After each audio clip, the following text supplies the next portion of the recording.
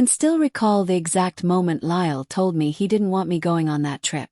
It was a Thursday evening. We were curled up on the couch, half watching a crime documentary and sharing a pizza.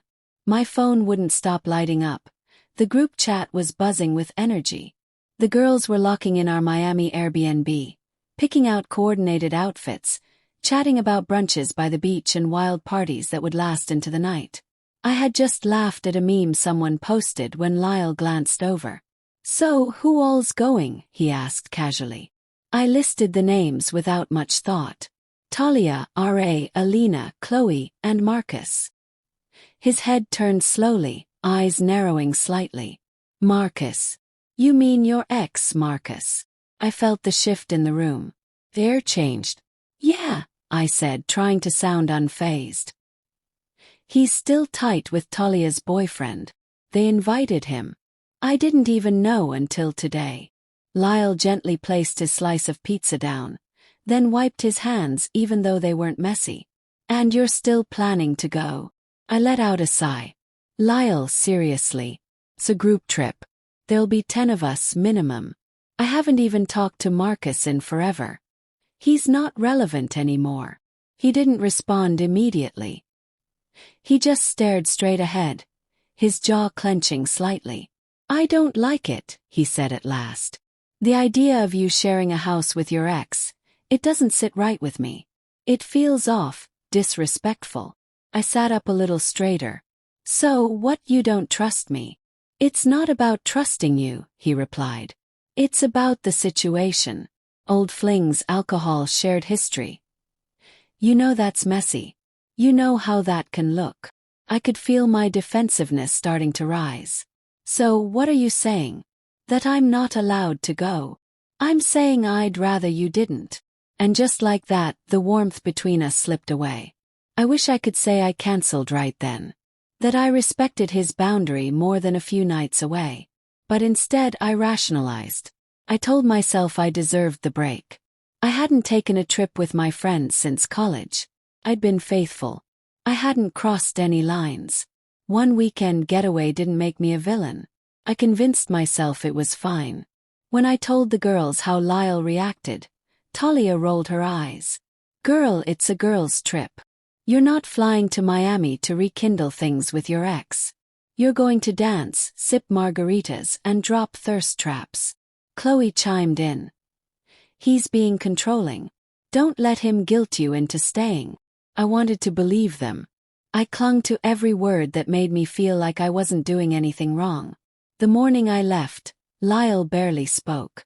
He helped load my suitcase into the Uber but didn't kiss me goodbye. "Just be safe," he said, voice distant. "I will," I whispered. But it felt empty. As the car pulled away, I looked back.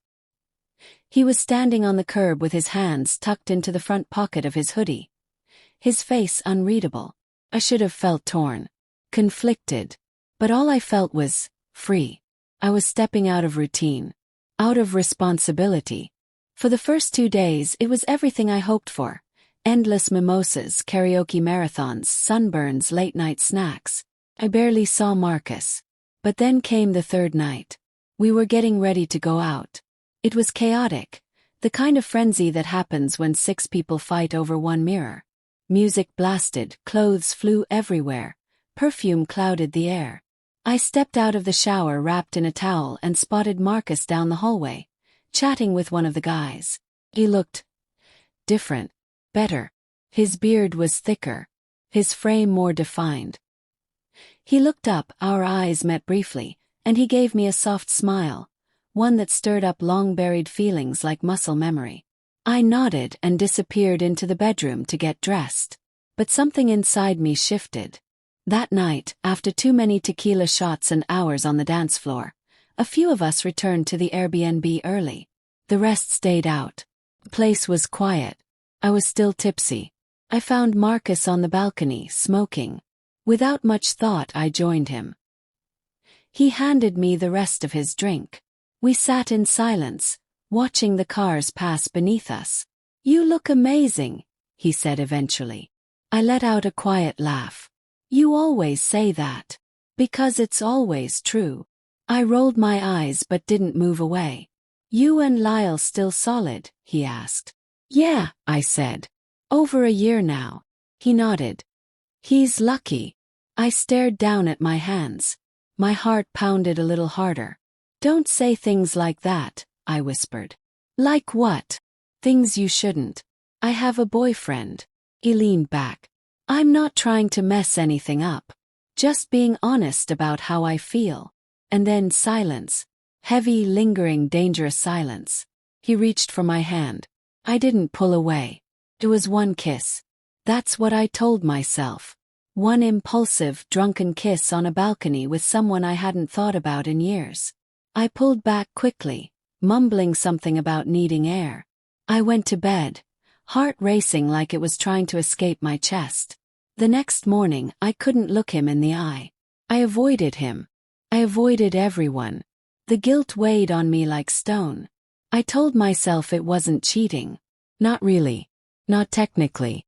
But when I got back home, Lyle wasn't waiting by the door. I found him in the kitchen, arms folded, his face expressionless. How was the trip? He asked.